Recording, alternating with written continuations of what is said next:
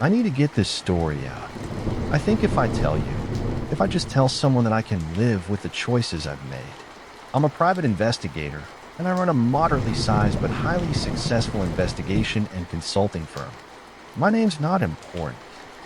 About 3 months ago, a well-off client hired me to investigate the disappearance of her sister. Let's call her Monica. Monica was the kind of kid who would get into trouble because her parents always used their resources to get her right back out of it, and she carried that entitlement into adulthood. Most recently, after getting pulled over for a DUI and being caught holding more than a personal use quantity of some very illegal drugs in the process. Monica was forced into court-ordered treatment at an upscale psychiatric and substance abuse treatment facility called the Wasserman Center. After her mandatory treatment period was up, Monica called her family to let them know she was out and that she was taking a cab back to her apartment, evidently still disgruntled with the family's refusal to use their considerable money and influence to spare her from compulsory rehab, according to the driver. She asked to be let out downtown, saying she had an errand to run, and that was the last time anyone saw her. The police suspected she ran afoul of some of her own unsavory contacts, and her parents followed that line of inquiry, offering rewards for information and hiring private investigators. My client, though, had other suspicions. She said her sister sounded strange on the phone, her language stilted and toneless, where she was usually loud and extroverted to a fault. The cab driver, when questioned, told a similar story. None of the other investigation firms her family hired turned up anything concrete, but they did turn up rumors about the Wasserman Center. Unethical, experimental treatments, excessive secrecy, stuff out of the real-life horror studies of abusive mental hospitals in the early 20th century. The thing is, Wasserman also underwent regular inspections from state regulators and always passed with flying colors. There were no grounds for a police investigation, especially since Monica evidently left the center under her own power and in good health. Unfortunately, I didn't have any better luck with my own inquiries. My small but highly capable staff of ombudsmen and apprentice investigators was shut down at every turn by a bureaucratic wall of silence. But I didn't get where I am in this business by taking no for an answer. I got here by doing what other people wouldn't even consider. It turns out that it's relatively easy to get yourself committed. Pretending to be crazy in order to get locked up, after all, isn't exactly the kind of behavior people expect from the same person. A 911 call using the right keywords to convince them I was a potential danger to myself and others was all it took to get myself picked up and sent off for a 72-hour evaluation. Contacts I cultivated in the police department and municipal government ensured that I was one of the limited number of site cases from police processing who were sent to Wasserman for treatment. It's a private facility, but they contract to take a certain number of cases per month from the county as a sort of public service. Once on the inside, I was able to begin my investigation in earnest. I came in knowing it was a high-end facility that frequently catered to the rich and well-connected, but even I was surprised at how, nice the place seemed. It seemed that the center had a stated policy of cultivating a safe, nurturing environment for recovery and treatment by restricting the patients as little as possible, just enough to ensure their safety and that of the staff. This openness gave it a remarkably homey feel and also meant that I was relatively free to move around the part of the complex where my small private room was located. I could also avail myself of the beautifully landscaped grounds that lower-risk patients were permitted to roam freely. There was no doubt a hidden perimeter of electronic surveillance and security personnel enclosing this park-like expanse as tightly as a razor wire fence, but it was kept tactfully discreet from patients and visitors to the facility. Still, by my second day at Wasserman, I was beginning to think my client had sent me on a wild goose chase. I hadn't found any evidence of anything going on at the complex. There was only one place left to search the secure wards where supposedly high-risk patients were kept. I'd studied aerial photos of the campus. Google Earth can be a pie's best friend, and knew that in some places the parts of the grounds adjoining these wards were separated from the section I was allowed in by nothing more than a tall, dense hedge, which was difficult but not impossible for me to squeeze through unnoticed when the staff wasn't watching me too closely. What I found on the other side wasn't immediately shocking. A group of patients standing in 4 neat rows facing the same direction. At first I thought I just stumbled on some kind of organized group activity, but there were a number of staff members nearby, no one leading the class. I frowned and took a step forward.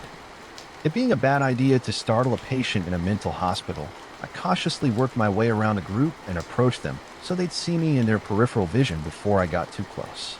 Hello. I called to them, glancing around for any signs of nearby staff. They gave no response, continuing to stare straight ahead. Carefully, I approached one of the patients in the front row, an older man with just a fringe of white hair on his otherwise bald head. "Hi there," I said a little louder as I glanced around furtively. He slowly turned his head to face me, and as I saw his face, I recoiled in shock, a chill running down my spine. "Hi," he replied, haltingly blinking, slightly puffy and discolored lids over unfocused eyes. I'd seen faces like that before in photographs. When I was researching the history of abuse at mental health facilities in preparation for my investigation at Wasserman, the man had two black eyes, but not the kind you get in a fist fight. This was the telltale bruising that forms from the insertion of a sharp surgical probe under the eyelids and into the brain through the roof of the eye socket during a transorbital lobotomy. The elderly man with a bruised eyelid said nothing more to me, turning just as slowly back to facing front after a few seconds. As I scanned the slack, vacant faces of the patients standing in their neat rows, I noticed two others with similar discoloration and one more with bruises that were almost faded. Judging by the docile and transfixed behavior of the entire group, I suspected the ones with bruising were just those who had had the procedure most recently. They performed the procedure on all of them. Mass lobotomization was supposed to be a thing of the past, a dark chapter in medical history. But judging by what I saw here, it was very much alive at the Wasserman Center. I pulled out the tiny digital camera I'd smuggled into the facility with me and snapped several pictures of the patients. This was the evidence I needed. Sterling inspection record or not, I knew this would be enough to at least launch an investigation by the State Medical Board. I made my way back to the hedgerow and forced my way through again, squeezing my eyes closed to avoid scraping my corneas as I pushed past the tightly woven tangle of thin branches and sharp-edged leaves. When I opened them on the other side, I froze. A short older man in an ill-fitting brown suit faced me, a grim expression on his deeply lined face. I recognized his face from my research. Standing before me was Dr. Henry Wasserman, flanked by two burly hospital orderlies. He sighed heavily, his expression turning slightly sad. "I really wish you hadn't seen that. I didn't struggle when the two orderlies patted me down and relieved me of my contraband, a tiny camera, my lockpicks, and a few other compact items I'd smuggled into the asylum in the carefully hollowed-out soles of my shoes before grabbing hold of my arms and gently but insistently guiding me away across the green. I'm an investigator, not a kung fu master. It was pretty clear that the doctor's grim, hulking minions were more than capable of manhandling me all the way to wherever I was going if I pushed my luck. As we walked, Dr. Wasserman casually showed me the compact syringe he carried with him and raised an eyebrow pointedly. I scowled back at him, but said nothing. I realized there was no point in trying to call for help or make a scene. For one thing, if he was willing to perform mass lobotomies on the patients in his care, it seemed plausible that he'd be willing to inject me with something a bit more permanent than a sedative. Even if it was just a tranquilizer, I rated my chances of getting out of this a lot higher if I remained conscious. "Please secure, mister. Lie in room N2 and keep an eye on the door. I'll be along to join you shortly." Wasserman ordered his goons as we re-entered the center through a small side door. Me and the two orderlies parted ways with the doctor and headed down a long, narrow corridor. I hadn't been in this part of the center, leading me to conclude that we must be in one of the secure wards I've been unable to access earlier in my investigation. "Look, you don't have to do this," I murmured softly to the pair of giants clad in scrubs. "My name is Nelson Bly. I'm a private investigator. People at my firm know where I am, and if I'm still here after 72 hours, they're going to come looking for me. Your boss won't be able to cover this up, but look, if you help me, please keep quiet, mister." "Blah. We're almost there," one of the thugs said mildly. "I'm trying to help you," I hissed. "Listen, right now you're making yourself accessories to multiple felonies. What if I cried out in pain and stumbled slightly?" As the other orderly tightened his grip on my arm to a surprisingly painful degree, the two didn't even break their stride, dragging me forward until I got my feet under me again. "Please keep quiet, mister." Bly, the first orderly repeated, his voice still calm and professional. Since a broken arm wouldn't improve my rapidly diminishing options for escape, I walked between my stoic captors in angry silence until we reached a plain door with a simple plastic nameplate reading "Into." They opened the door and brought me inside. It was just an empty, unlit room with 4 chairs and a table in one corner.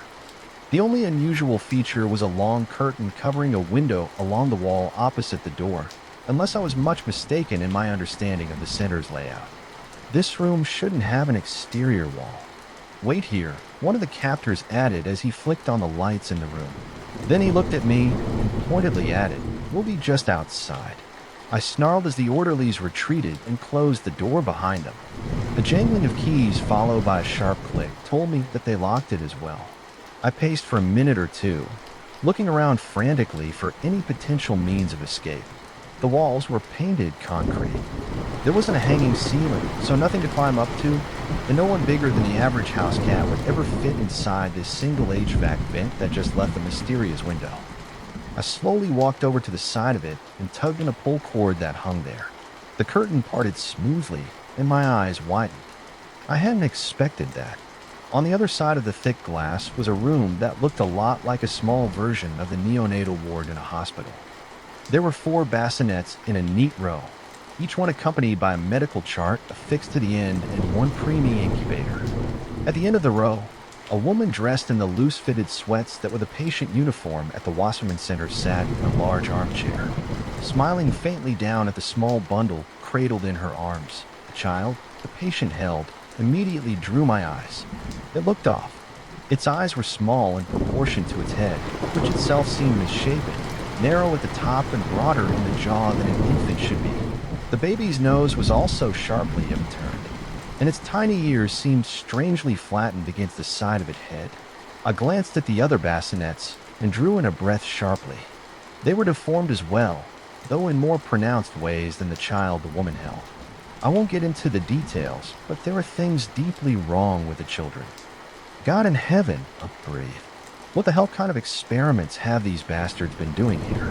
I turned my attention back to the adult female patient who held the oddly proportioned baby. Even if the children were experiments, why would Wasserman be allowing mental patients to handle them unsupervised? I tapped cautiously on the glass to no response, and then again, slightly louder.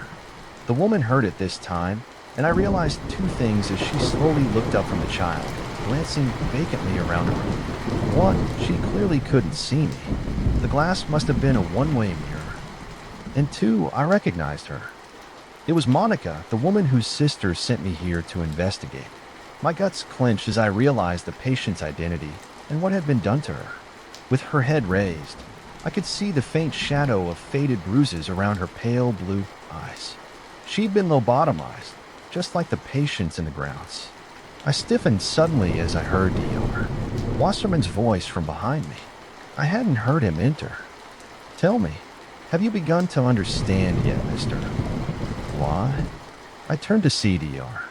Wasserman entered the room and closed the door behind him. He carried a sheet of manila folders under one arm. "I understand that you're a sick son of a bitch," I snarled, taking a step towards the door, anger rising in me as I contemplated the deformed and mutilated children I'd seen through the viewing window calmly. He reached into the pocket of his rumpled suit and produced a compact, suppressed pistol. "I'm here to have what I hope will be a civil conversation with you, Mr.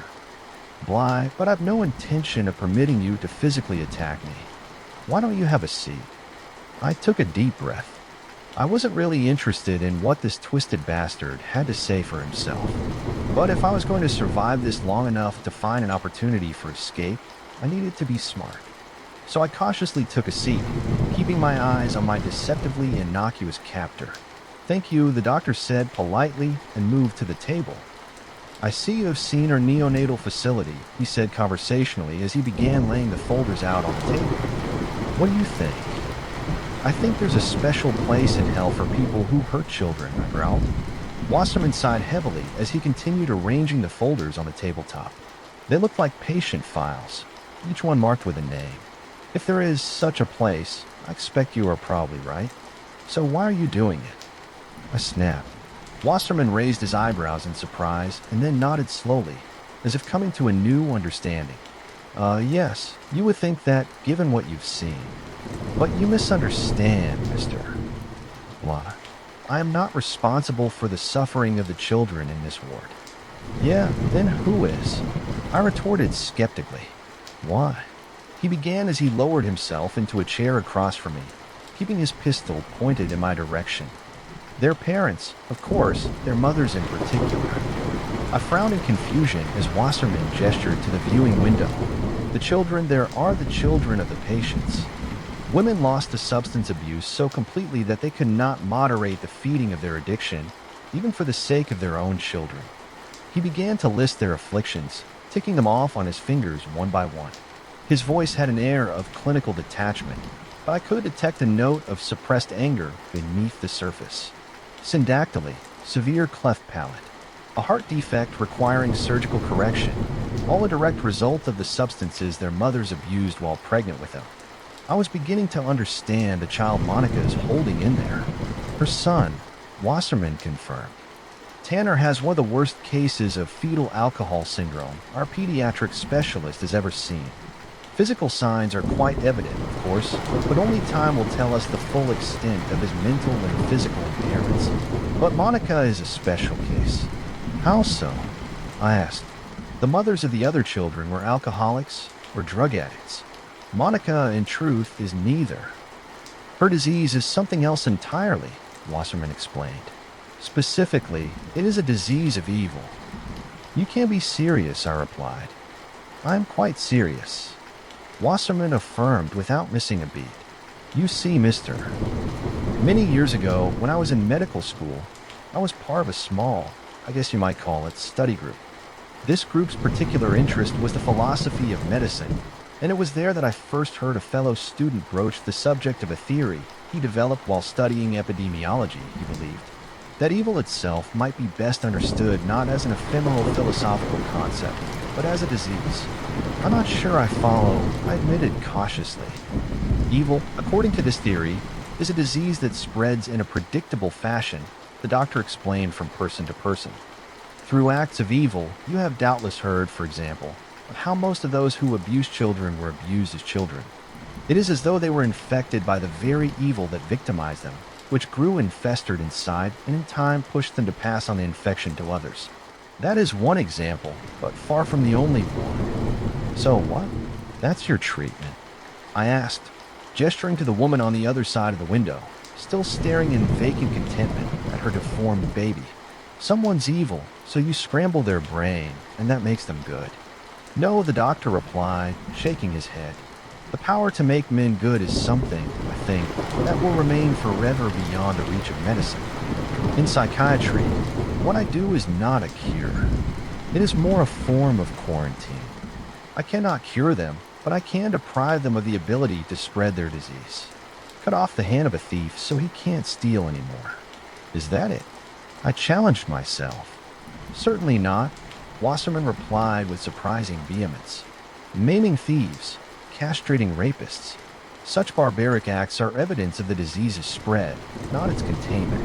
The aesthetic foundation of the value of human life in society is the inviolability of the human body, regardless of the evil ends a body may have been put to. It is invariably less evil to simply kill someone outright if you truly think them worthy of such butchery. Replacing death with physical mutilation is either vindictive cruelty or moral cowardice, both of which lead only to evil in the end. But you would maim the human mind, I pointed out. You're lobotomizing people, not as such. He objected mildly. Transorbital lobotomy, for all that it was performed with a sharpened probe, was a blunt instrument in terms of its effects.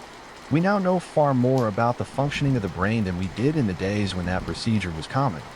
The outcome is similar, I grant you, but the methodology is far more refined. He opened one of the folders on the table and slid it towards me.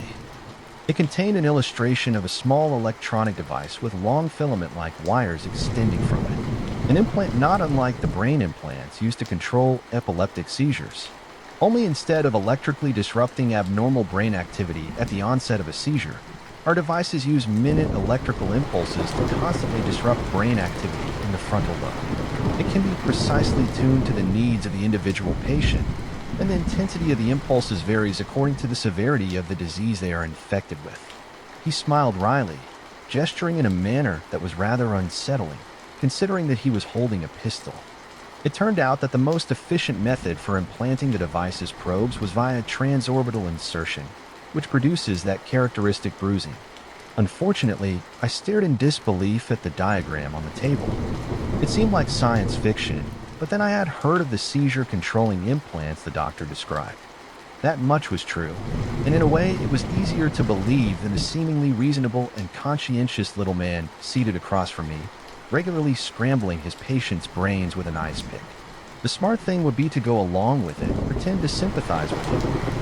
But somehow I didn't think I'd be able to deceive Wasserman like that. He might be crazy, but he wasn't stupid, and I got the impression that his profession gave him an uncommon facility at sussing out a liar. I shook my head. Doctor, I can accept that maybe you really do have good intentions. Maybe this really is a kinder, gentler lobotomy. But that doesn't give you the right to do this to people. Is it really for you to decide who's evil and who's good? He shook his head. A false dichotomy there, mister. Why? One doesn't have to fully comprehend good to recognize the disease of evil, at least in its most acute forms. He opened another file, which I saw was Monica's. As I mentioned before, Monica was not an alcoholic. In fact, she was extremely high-functioning and intelligent in how she managed her abuse of various recreational substances. She never took excessive doses and cycled between a wide array of different narcotics to avoid developing tolerances, which doesn't stop it from being self-destructive in the long term, much less an embarrassment to her wealthy parents. They threatened to cut her off if she didn't seek treatment on more than one occasion. They also refused to use their influence to spare her from court-ordered rehab when she was arrested for a DUI while carrying a large quantity of illegal narcotics, which is of course how she first came into our care, Wasserman said as he scanned the file. I don't see how she knew that.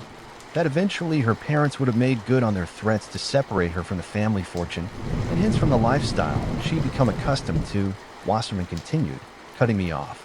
As we learned from independent inquiries, as well as various discussions with the patient, which Monica naturally understood to be protected by doctor-patient confidentiality, she came up with what she regarded as the perfect solution to her problem. Besides her more recreational pharmaceuticals, Monica also had a prescription for birth control pills, which she was generally fastidious about taking. That is, until it dawned on her, all she had to do to secure continuing financial support from her parents was to stop taking them. They might be willing to cut her off. She was, after all, now an adult, but they wouldn't abandon their grandchild.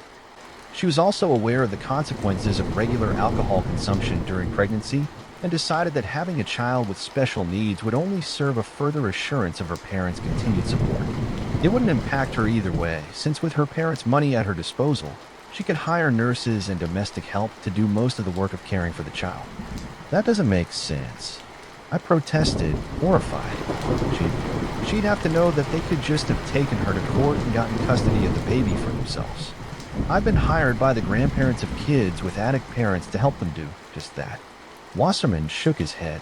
While we are long past the days when merely having a child out of wedlock would constitute a social scandal for a wealthy family like Monica's, she felt sure that the scandal resulting from dragging her into court for custody would be something they'd want to avoid. I'm not at all certain she was wrong in that assumption, to be honest. He tapped the file pointedly. The point is that this is not a mental illness, Mr. Bly, not one codified in the DSM at any rate. Indeed, you've seen how we treat actual mental illness firsthand in the less secure wards. Those patients are treated with respect for their autonomy and compassion for their suffering, using only fully ethical and scientifically proven modalities, Wasserman declared standing. But the people in these files, the ones you saw in the restricted grounds, they're not simply sick. They are evil. He flipped open a third folder laid out on the table. It contained a picture of one of the patients I'd seen on the grounds, along with a medical file. Wilson Hayes. He molested 5 children over the course of 15 years, employed as a groundskeeper for a private daycare center. but was acquitted of his crimes due to police misconduct and the unwillingness of his victims to testify. He opened another Roberta Carlson. She believed her husband was having an affair, so she took a kitchen knife and castrated him while he slept. An incorrect diagnosis of mental illness by an inept or overly sympathetic court-appointed psychiatrist spared her incarceration. He slapped open another folder. David Gallo killed a family of 4 while driving recklessly, all except for the mother, that is, who will live the rest of her life bereaved of her husband and children, as well as being confined to a wheelchair. And yet, his family connections allowed him to escape punishment. He tore open another folder, then yet another, outrage rising in his voice. Murder, rape, mayhem, wanton cruelty, and destruction, and all of them, all the patients you saw on the grounds, escaped the grasp of the legal system. All of them, free to continue spreading the disease. I sat in stunned silence as the doctor took a deep breath and composed himself once again.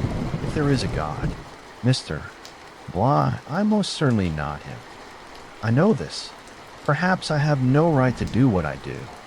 Perhaps I cannot make evil men good, but I also know that I can stop them from spreading the disease of evil to others, he said, his brow furrowed as if in pain. And if I can, then I must. Like the doctors who finally apprehended the infamous Typhoid Mary, an immune carrier of her disease, and permanently exiled her to a quarantined island, I can mitigate the disease simply by removing the worst cases from the equation. He turned to the window, where a gently smiling psychiatric nurse was coaxing Monica into returning her baby to his bassinet. Her vague, vacant expression turned slightly distressed as she reluctantly handed her son back to the nurse. Then she bent down and placed a gentle kiss on his misshapen forehead. The doctor smiled sadly. I cannot make evil men and women good, Mr. Bly, but when I take from them the majority of their capacity for will and reason and strip them of self-determination, they do get something in return. In most cases, it is simply a kind of peace, in that they can no longer hear the demons of their nature ceaselessly urging them to inflict their disease on new victims. In Monica's case, however, I like to think she has also gained something else, the capacity to love her child. I stood beside the doctor in silence for a long time, watching the nurse lead her compliant charge out of the neonatal unit before I spoke again. Why are you telling me all this, doctor? I asked finally, because he sighed. You, Mr. Why, you are not like the men and women in those files. You are not infected. Which means that, convenient though it might be for me, I cannot do to you what I've done to them.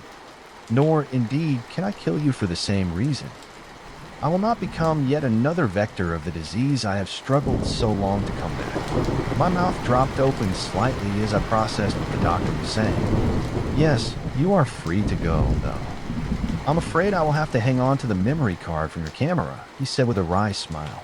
Then, his expression turned serious again. In spite of that, I don't doubt that knowing what you know, and with the skills and resources at your disposal, you will be able to create serious problems for the center. Yes, I allowed cautiously. Which is why I'm surprised you're just letting me go, to be honest. As I said, I do not feel I have a right to do otherwise, Wasserman said. And then he reached out to tap pointedly on the table. But when you leave this facility, Mr. Bly, when you are deciding what you will do next, I ask that you consider something. The procedure that has been performed to the people in these files is not necessarily irreversible, and in any case, their implants must be regularly recharged by induction in order to continue functioning. If this facility were to cease operation, if those confined here were to be rescued by the authorities, well, in time, they would regain their mental faculties and return to what they were before. The legal system has already failed to contain these individuals once, and while we are more than confident in our investigations, what would be admissible in a court of law is another matter. I looked over the files spread out on the table, contemplating the atrocities enumerated in each one, the evils perpetrated by each of the electronically lobotomized patients, and a chill ran down my spine as I imagined them walking free. The question you have to ask yourself, the old man continued solemnly, is not simply whether or not you should try to destroy what I've built here. You must also ask yourself if you're willing to throw open the gates of hell in order to do so. Then, without further conversation, P.R., Wasserman collected his folders and bid me farewell.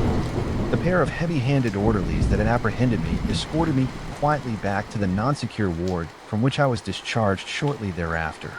And that's the story of how I infiltrated the Wasserman Center and discovered the secret behind Monica's disappearance.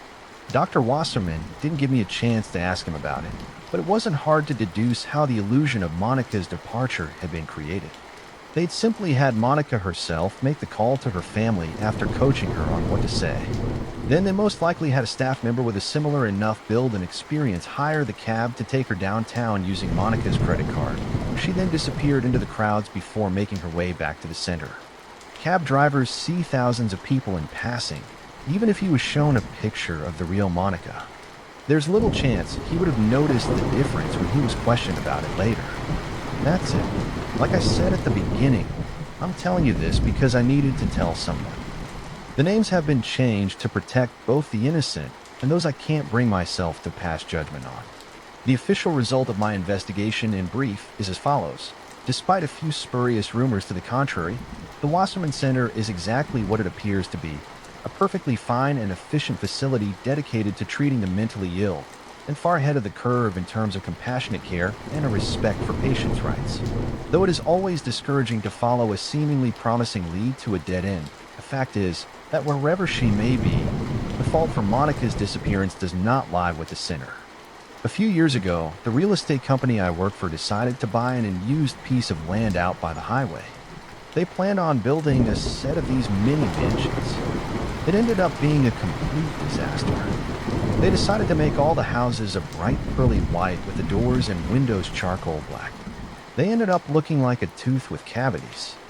The houses stuck up next to each other in these awkward angles, so the entire place looked like this bizarre modern art showcasing dental neglect. The Starlight Estate was so strange, ugly, and unpleasant that few people wanted to live there. But if you could look past it, the houses themselves were a steal. They each had 4 bedrooms and 3 bathrooms, and inside they were glossy and sleek. We managed to sell some of them, mostly to landlords, but never to the super rich family market we wanted to tap into. House number 8 was the only house that had never sold. In the 7 years since it was built, not one person had even rented it. Every attempt to sell had been unsuccessful. We joked that maybe it was built on ancient burial ground or that somebody had cast a spell on it. Selling house number 8 became like a white whale. My coworker Andrew had been the last one to try and flip it. Andrew was known as a realtor who could sell absolutely anything. Although his sales rates were depressingly high, I couldn't understand why he was so popular. Andrew was an older man, but he pumped his face full of Botox to look like he was still in his 30s. He wore too much hair gel and reeked of cologne. I always thought he came off as very slimy. He approached selling number 8 with a lot of enthusiasm. He came down to the office after a few days and boasted he already had a buyer lined up. Next thing we heard, the buyer had dropped his offer with no reason why. Andrew took it badly. I'm not sure why he took it so hard, but he quit the company after nearly 20 years of being our number 1 seller. Still, I was happy about it because now I could finally get some recognition. My sales rate went up considerably, and eventually I was asked to sell number 8. I felt fairly optimistic, but it had been almost a year since Andrew's attempt, so I thought that it might need a cleanup. They do send cleaners to work on vacant properties, but 8 had been empty for so long, I don't think they always bothered. I hadn't actually been to the Starlight Estates in a long time. I was sort of hoping it would look better than I remembered. Frankly, it looked worse. It still looked like a dried-out gray mouth full of rotted teeth. But the really disturbing part was how empty it was. I expected there to be music playing from inside somebody's house or friendly neighbors mowing their yards. I expected to see children playing. But I saw nothing. There wasn't a human being in sight anywhere. It was an early afternoon in late July, so it was unnatural for it to be this empty. When I parked my car in front of number 8 and turned the radio off, I was struck by the complete silence. It was a summer's day, but I couldn't hear the sound of sprinklers or lawn mowers. I couldn't hear the slightest hum of movement from anywhere. I stared at the houses across the empty tarmac road. I couldn't see into any windows as all the curtains were closed. All the driveways were empty. I hadn't actually seen a single car parked anywhere in the estate. The driveways were left exactly as we built them. Just smooth gray cement with patches of synthetic grass. If there were any occupants, they certainly hadn't added personal touches. I shuddered as I unlocked the door. I didn't know how anyone could stand to live here. The eerie feeling didn't go away once I was inside the house. Every home on Starlight was painted in only black, white, and gray. The lack of color was strangely oppressive, as if I'd stepped into an old black and white movie. There wasn't a lot of furniture, only a sofa and some tables. Bland paintings hung on the walls. The kitchen was a similar gray with dark counters. At least the coffee machine was still there. As I started to make myself a coffee, I heard a floorboard creak behind me. It had been so quiet that this single creak sounded like an explosion. I turned around to see the closed kitchen door. There was another creak. Something was in the other room, and it was moving. Now, I'd heard horror stories about realtors coming into houses to find somebody living there. I considered what I might have to do if there was an intruder. 3 knocks rang out from the other side of the door. Maybe it was just someone else from the company, I thought. We all had keys for the estate. "Hello," I called out. A folded piece of paper drifted out from under the door, and I heard footsteps moving away. I got down to examine the paper. There was a note written for me. This is what it said. "Dear Doug, I didn't mean you any harm. I hope I didn't scare you, but I'd like you to know the rules of staying safe in number 8, number 1. Don't lock the door from the inside or you will never be able to get out again. You might not believe me, but I cannot stress this enough. Do not lock the door from the inside, number 2. There is a TV in the second floor bedroom. Please have this on at all times. You can turn the volume off if you want, but make sure there is always something on screen 3. If you're walking down the stairs and there's an intruder walking up, stand your ground and let them look at you. They will then leave you alone. Number 4, do not leave mirrors or photographs of people in the house. Number 5, keep the shutters down over all windows. And number 6, do not keep any glass in the house." Now this was really strange. I suppose maybe one of my colleagues was playing a joke on me, since I was the one selling the cursed home. That was the only thing that really made sense, I guess. I couldn't really imagine that a stranger would go to so much trouble. All the same, I couldn't stop looking at the list of rules. Something told me I had to follow them, even though they seemed so absurd. I felt like something bad would happen if I broke the rules. The shutters were already down. We always keep them down, unless there's a showing. I didn't plan on bringing any mirrors, photographs, or glass into the house, so that wasn't a problem. I thought about locking the door. Maybe I should have. But the thought of being trapped here made me nauseous, so I wasn't willing to risk it. All the Starlight houses had a small TV in one of the bedrooms, so we could play something during open houses. I was set on turning it off no matter what that piece of paper said. It seemed like a complete waste of electricity keeping it on. When I went up to the second floor bedroom, the TV wasn't playing the news or any boring daytime TV. Instead, grainy CCTV footage was displayed on screen. It showed the kitchen with the words "Room 2" printed along the edge of the picture. There was a tiny feed beneath it, showing every other room in the house, including the bedroom I was standing in. I picked up the remote and flicked through the different rooms. I thought about the list of rules and realized that I could probably find out who left it if I rewound the footage. I clicked on the living room and pressed rewind. I watched myself walk backwards through the living room, and then it was empty. I began to rewind further when I saw someone. A strange man had made his way through the living room after I'd gone into the kitchen. I couldn't make out much of his face as the camera was pointed towards the top of his head. I could only tell it was a man and that his hair was a light color, maybe gray. I was sure he wasn't anybody I worked with. The man lumbered along slowly, with his arms hanging by his sides. I moved a little closer to the monitor and squinted. His feet weren't pointing in the right direction. I realized that he was literally lumbering to the kitchen door backwards. When he reached the door, he took the note from his pocket, laid it on the floor, and pushed it under the door with the back of his heel. Then he lumbered out of the living room, disappearing into the hallway. I wondered how this man got into the house, and if this guy was a stranger, how the hell would he know my name? I needed to check the footage to see if the guy was still inside. I clicked on the hallway where the front door was, and no amount of rewinding showed him leaving. My heart sank a little, realizing this stranger was still in the house. I checked the footage of every room in the house, but I couldn't see him. He had to still be here, hiding away in some secret corner. I took a photo of him on the monitor and texted it to my boss. John can be really funny about calling the cops on a property.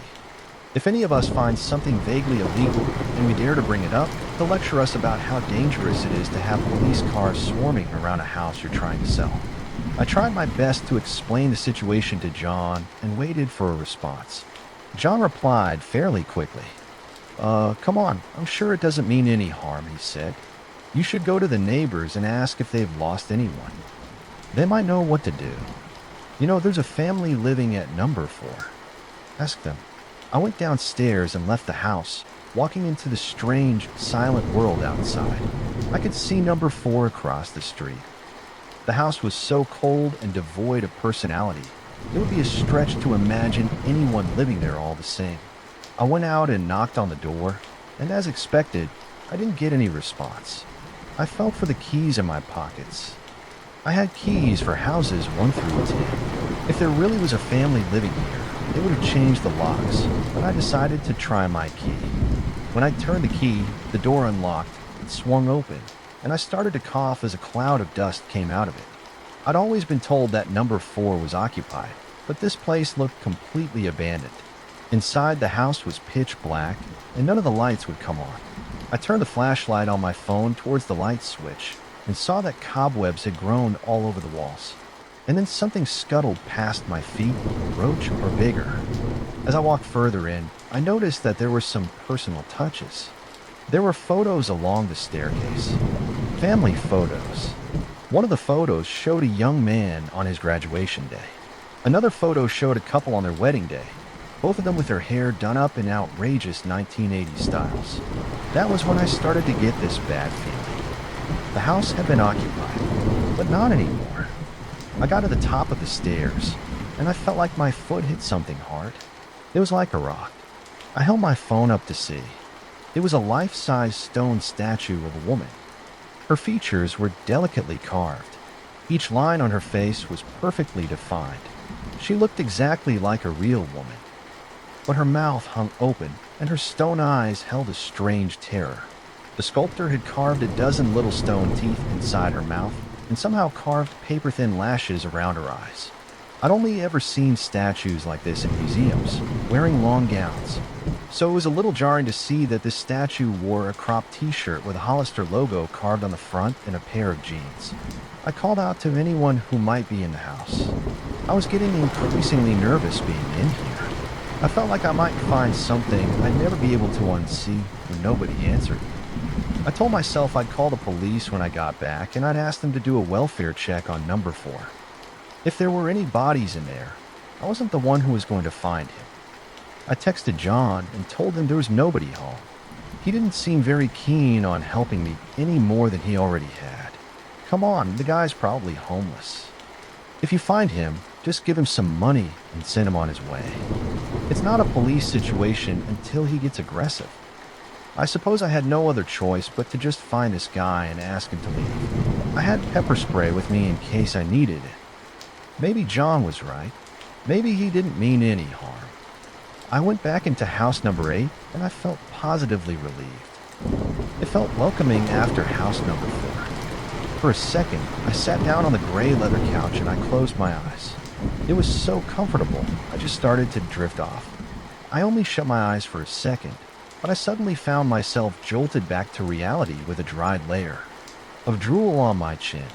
I shook myself awake and checked my phone. It was full of messages from John asking if the intruder had left yet and angry with me for not replying. I looked at the time. I slept for 5 hours and it was 8 o'clock at night. I'm only supposed to work until 6. I was an absolute idiot. Obviously, the intruder couldn't have meant me any harm. I was asleep, completely vulnerable for 5 hours, and I hadn't been robbed, attacked, or killed. There was no reason to stay in this house any longer. I was going home. The front door was locked. I tried the door a few times, but it wouldn't open. I absolutely knew that I hadn't locked it. I checked my pockets, but I couldn't find my keys. I could only find the folded list of rules and my tiny can of pepper spray. I ran back to the living room and I searched for my keys. They were gone. Someone had taken them and someone had locked me inside. Thankfully, the back door was still open. I went out through the kitchen door and I saw the miserable thing they called the back garden. 2 long patches of bright synthetic grass with a stone pathway down the middle. There was a man standing at the edge of the path, facing the high stone wall that surrounded this garden. His back was turned to me. He wore a red satin shirt and gray dress pants. His hair was gray, blonde, and gelled down neatly, plastered right down the back of his neck. He stood perfectly still, his arms flat by his sides and his hands completely limp. He didn't move. "Hello?" I called out to him, trying my best to sound somewhat unafraid. "I guess you're the one who left me the list of rules." He seemed to register what I said. His neck tilted to the right until his ear rested on his shoulder. The other side of his neck strained with effort. He lurched backwards and he started moving, his steps clumsy and unsure. I realized that he was walking toward me, backwards. I jumped back and I slammed the door shut. I didn't trust it to stay locked, so I ran up both flights of steps.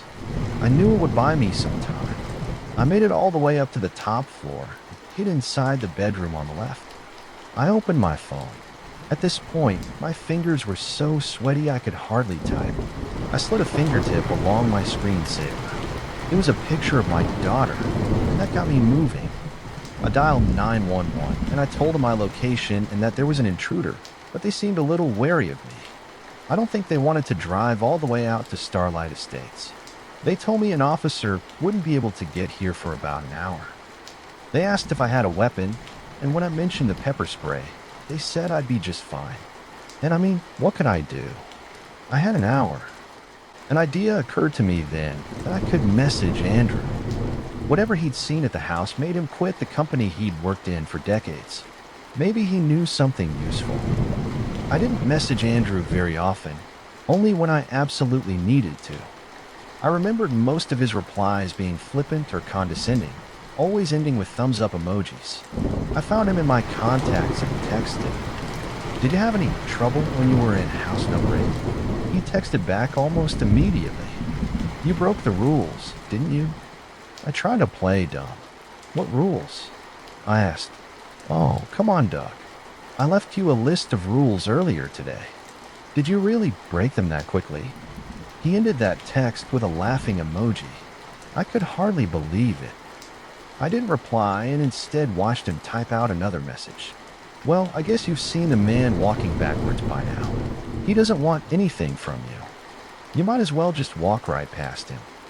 I thought about the man I'd seen again. I remembered his hair plastered back with hair gel, graying blonde, the red satin shirt. I'd seen Andrew wear the same thing at a Christmas party once. "Are you the one in the house with me?" I asked. He texted back. In a way, it didn't make me feel better. Even though I'd known Andrew for a good 20 years, I didn't trust him. If I saw Andrew, I decided I was just going to face him and get my keys back. I didn't care if he was walking backwards. I just wanted to go home. I cautiously walked out into the second floor hallway, and I peeked down the stairwell.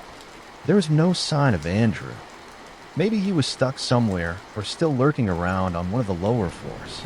"Andrew," I called out. "Please, I've had enough, man. We've worked together for a long time. Can you just come upstairs and talk this out?" I got no response, and I didn't know what he'd do if I went downstairs and tried to ambush him. It seemed like he completely lost his mind. The stairs creaked below. Each creak was very labored and very slow once the creak rang out. It'd be about a minute until I heard the next one. With almost all my options exhausted, I reached into my pocket and I looked at the list of rules again. It told me that if something was pursuing me, I had to just walk down and face him. What kind of a rule was that? How would that possibly help me? But it was Andrew who left me these rules. And he was the one attacking me. I thought about the 3 things he told me not to bring: glass, a mirror, and photographs of people. I felt like the mirror was the most important. His reflection was what he feared the most. Maybe that's why he walked backwards. He was in some way ashamed of his face. It all made sense to me. Perhaps something went wrong while he was in this house. He quit the company and just hid out here for months. Maybe he hurt himself. Maybe he somehow disfigured himself. I knew the easiest way to defeat him was to just show him his face. I opened my phone to the camera app and I aimed it behind me. That was another rule I planned on breaking. I wasn't going to face him. I could walk backwards too. I guided myself along by the handrail, slowly moving down each step. No wonder he was taking so long. Walking down the stairs backwards is not easy. I heard the creaks move closer until I was sure that he was standing at the bottom of the stairs. Right behind me, I stopped close to the bottom and aimed the camera towards him. I couldn't hear any breathing or any movement at all from the man behind me. I very slowly turned my head so it was resting on my shoulder. I could see Andrew was standing at the bottom of the stairs, his back completely turned. His neck was still awkwardly strained to the right. "You're going to have to look at your reflection eventually," I told him. "Look, whatever happened to your face, you should just deal with it." For the first time, he spoke, and that was when I realized it wasn't Andrew. "I can get another one," he said, in a voice that was so raspy and gravelly that it was almost distorted. It couldn't have been him. This was something else. Slowly, the creature's neck began to twist, his face swiveling to the left, and a small sliver of his face became visible to me. The skin was very pale. It had this sour, milky tone. I turned my head around fully so I wouldn't see him, and I kept the phone firmly raised up so he could see himself through the camera. I thought this might be my only chance. A sharp hiss rang through the house then, as though the image had burned him. I couldn't help turning around to see what happened. The creature had crumbled to the floor. He was half kneeling, his torso pressed against the wall, and his arms hanging limply by his sides. His neck had turned halfway around, and his neck twisted strangely with the effort. He wasn't just disfigured, he had no face at all. The skin on his face was in parts milky pale, and in other parts an angry, glaring red. There were strange protrusions at certain points where his eyes or nose should be, or where they used to be. I watched him for a while before I realized that he wasn't going to get back up. He was dead to the world. I stepped over him and noticed a set of keys on the floor. I picked him up and I moved down the 2 flights of stairs like a ghost. And I didn't wait for the police to arrive. I needed to get the hell out of this hellhole as soon as possible. I drove out of the Starlight Estate and gazed at each lonely house like teeth with some terrible mouth. I had no idea what had happened here, how it had gone so horribly wrong. The police didn't find anybody in the house. I went to the station and they let me watch the security footage again. I watched myself turn a camera around on the creature and watched him slump to the floor. I watched myself step over him and leave. They couldn't see his face on the camera. I don't think they could ever really understand what I saw that day. I have no idea how he got out of the house. The security footage fizzled. It didn't show him leave or move away from the stairs. He was just gone, like he'd puffed out of existence. And maybe he had. The police tried to recover the missing footage, but they couldn't, and there was no logical explanation.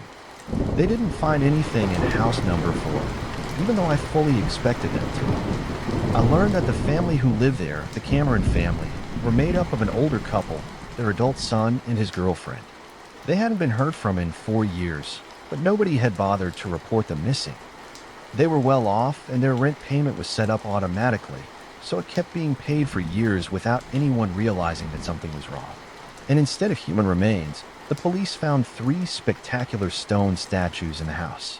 Each statue was carved to perfectly resemble a member of the family. The one I had seen was the son's girlfriend. The stone expressions were an absolutely perfect likeness, down to the finest detail. There was no statue of the father, Mr. Cameron, so the authorities assumed he'd been the sculptor. The statues were released to his sister, who sold them to a museum. Every now and then I visit that museum. I compare them to the photos I found of the family online. I really can't get over this. Just how accurate they are. Every tiny feature is just perfect. I knew Mr. Cameron couldn't possibly have carved them. He had no experience. He worked for a tech company. I spent hours searching through his social media to find any clues to him being an artist, but there was nothing. Eventually, though, I found a picture of the Cameron family at a party. Mr. Cameron was wearing a red satin shirt. I looked at the photo again. His hair was graying blonde, gelled back so tightly it was plastered to his scalp. Now I know this sounds crazy, but had some entity that only exists here on this land taken over Mr. Cameron's body, wearing his skin like a suit of clothes. I remembered then what the creature had said. I can find another one. It was close to 3 in the afternoon when the knock came on the door to the ranger station. I was mildly surprised to hear it, given that it was early January in the foothills of the Adirondacks, and the temperature was hovering at a balmy 12 degrees, with wind chills driving it into the negatives with frustrating frequency. The wind had been howling against the isolated station since before sunrise that morning, and I wondered if I was going to need to deal with any damage to my little abode after the storm blew through. I'd been monitoring the forecast and weather radar all day, and it looked like I was in for quite the blizzard by the time evening rolled around. It had been snowing most of the day already, but so far it hadn't been very heavy. I expected that to change by nightfall, however, which in January was only in another couple hours. I didn't usually keep the front door to the ranger station locked, since it wasn't uncommon for hikers and campers to make a pit stop on their way up the trail to the observation areas, either to log their camping site for the night or just in hopes of a nice hot cup of coffee before they continued on their hike. The door hadn't been latched correctly lately, though, and had a tendency to swing open when a strong gust caught it just right, so I'd been keeping it locked until I could repair it. The knocking was light, somehow hesitant and almost polite, if that makes any sense. It was so quiet that I almost didn't hear it over the whistling of the wind and creaking of the station. I've been in the middle of composing an email request for a new generator, as mine had been acting up a bit lately, and had to pause my typing and listen intently to ensure I'd even heard it in the first place when it came back, only a bit louder. I pushed back from my desk and took another sip from my steaming mug before walking over and opening the door. Outside stood 5 people, 3 men and 2 women, all dressed in what looked like expensive and very new cold weather coats and snow pants, all looking very similar except for the various bright colors and all bearing the familiar North Face logo. Their anxious faces peeked out from within their drawn and cinched hoods, and I had to suppress a grin. They looked dressed to climb Everest, not hike the lower trails of the Adirondacks. Tourists, probably European, and probably their first time seeing this sort of weather. I thought it was a fairly common occurrence. Folks from all over the world came to visit these mountains, looking to experience all the beautiful wilderness we had to offer. I wasn't unsympathetic. If you weren't used to the unpredictable climate here in the winter, it could quickly catch you by surprise and get dangerous very quickly. "Hi there," I said cheerfully, stepping back into the doorway and motioning them inside. Coming out of the snow and warm up by the fire. The man who'd been knocking turned to his companions, said something in Spanish, and then turned back to me with a wide grin and nodded, stepping past me and into the warmth of the station. The rest followed quickly, anxious to get out of the chill wind that was blowing hard outside. As soon as they were all in, I closed the door again and locked it to make sure it didn't blow open. "Gracias, sir." "I'm Martin," said the man, pulling back his hood and unzipping his quilted down coat. He gestured to the others in turn. "This is Lucas, Diego, Sophia, and Triana." I nodded my greeting to each. Martin continued with a smile. "It is very cold. We came to visit the USA from Spain to see your beautiful mountains and enjoy the lovely scenery. But it seems a storm is coming, and we fear there will be too much snow. Unfortunately, we are not so prepared for that." I nodded, patting him on the shoulder as I moved past him, and opened the door leading to the shelter room, reaching in and turning on the lights. "That's certainly true, my friend. I'm afraid we're in for a bit of a blizzard this evening," I said. "Bad time for a winter stroll through the mountains. Fortunately, we happen to have enough space for you and your friends to make yourself at home and wait out the storm. My name is Jackson Turner, Ranger. There's coffee over there on the table. There's bunks and a comfortable sitting area here." When the group just stared at me blankly for a moment, I got the feeling I'd lost most of them somewhere along the way. Instead, I just offered the friendliest smile I had and gestured to the room. At that, they all grinned and nodded their thanks as they quickly shuffled past me, dropping their pants on various bunks and beginning to remove their cold weather gear. I made sure they all got something hot to drink, and that they understood they were welcome to stay until the weather had cleared before returning to my desk.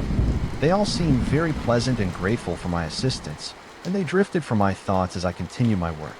It was another hour before the second knocking rapped at the door, this one slow and oddly arrhythmic, almost a staccato beat, somehow unsteady and not as tentative as my other guest had been. I sighed heavily and straightened, heading around the counter and back over to the door. I hadn't had any visitors to the ranger station in a week or more, and now they were pouring in like this was a holiday at Express or something.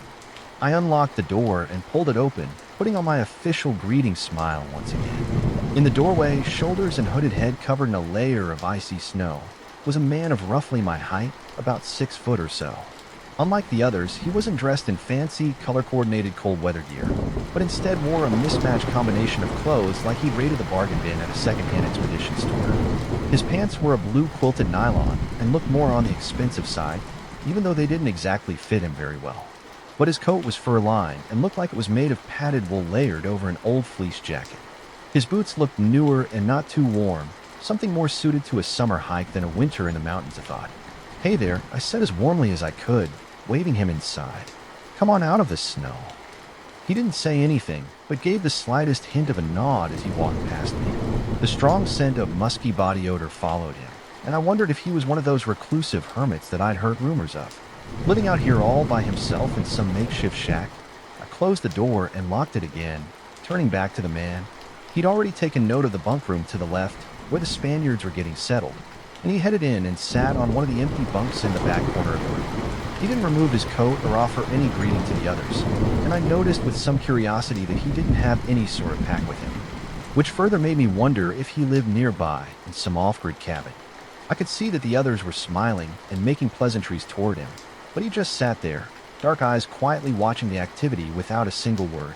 There was the slightest hint of a smile upon his lips, incongruous and somehow unnerving. It only took them a few moments to abandon their attempts at including him in conversation, and turn back to their own group, speaking quietly in Spanish amongst themselves. For a moment, I wondered if he might be in some sort of shock. The temperature was dropping pretty quickly outside, and it had already been too cold for some of the clothing he wore. I considered giving him a quick once-over to make sure he didn't have any frostbite or signs of hypothermia, but something about him told me he might not be so welcoming to my attention. I stood there in the doorway to the bunk room for a moment, looking over the scene.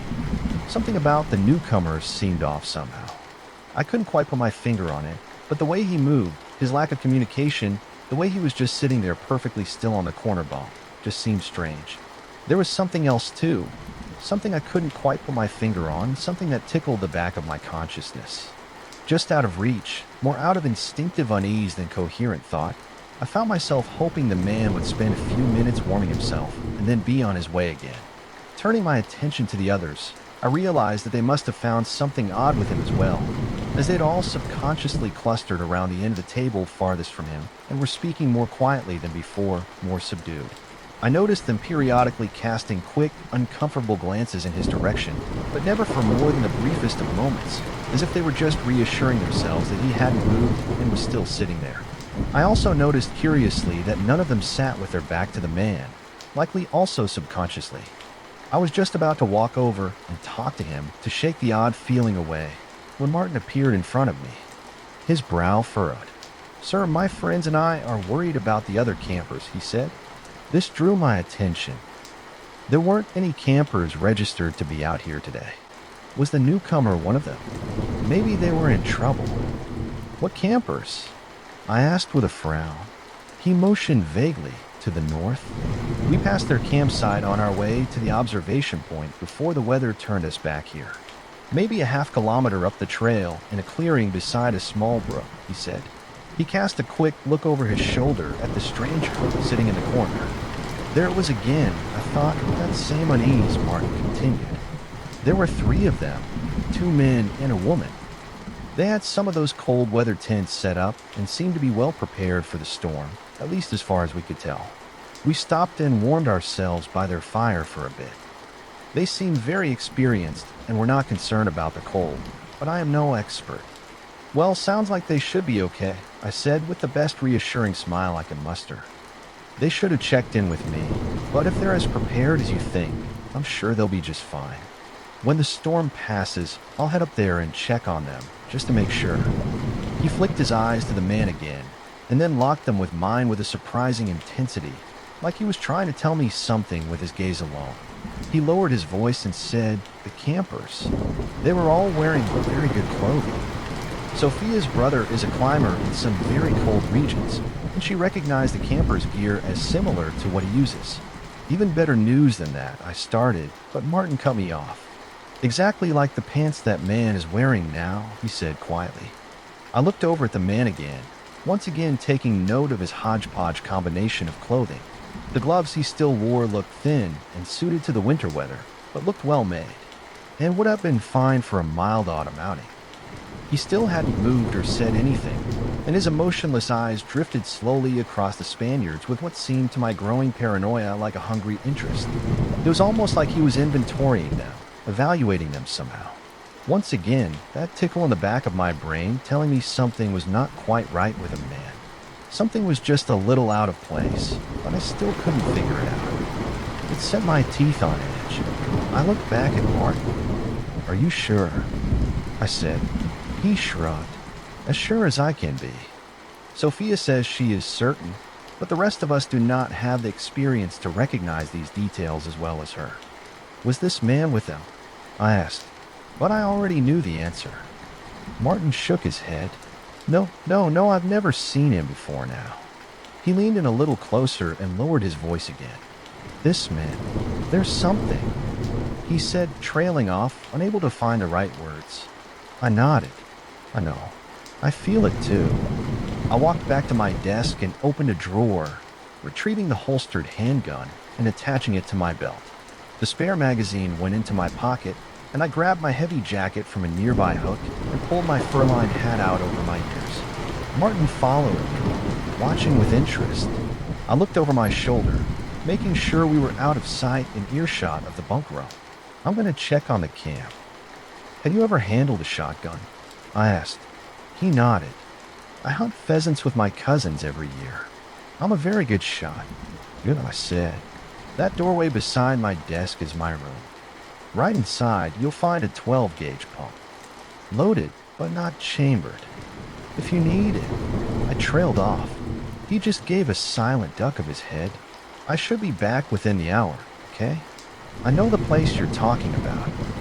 Keep him here until I return, but don't do anything if you don't have to," I said, closing my coat and making sure the zippered slit covering my holster was open and accessible. "Be careful, Jackson Turner," he said. "I feel some darkness in there." I gave him a tight-lipped nod before opening the door and stepping out into the wind. The icy chill hit me immediately, cutting through my heavy pants and finding its way through every little opening in my clothing. The wind out here was constant and howled in my ears. The snow along the trail was only a little over ankle deep, but tugged at my boots with every step, slowing my progress. The area that Martin had described was one of the few marked campsites along this area of the trail, and though it wasn't strictly required for campers to check in before setting up, it was highly encouraged. This deep in the woods, 20 miles away from the nearest town, the only real lifeline that anyone had were the rangers. If anything went wrong out here, the fact that you registered with a local ranger station may very well mean the difference between life and death. That didn't mean that everyone followed that rule, though. Most of the time it was new campers, those folks lacking some of the wisdom of experience, that didn't know or didn't think it necessary to check in before setting camp. Sometimes it was the opposite. Some highly experienced outdoors folks felt that there was no need, that they could handle anything that came their way. Either way, as I followed that northern trail, a growing unease began to color my steps.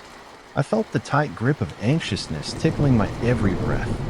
I didn't know what I was going to find. If I was lucky, I'd find 3 cold-weather, double-walled, silicone nylon tents with their occupants snuggled warmly and safely within.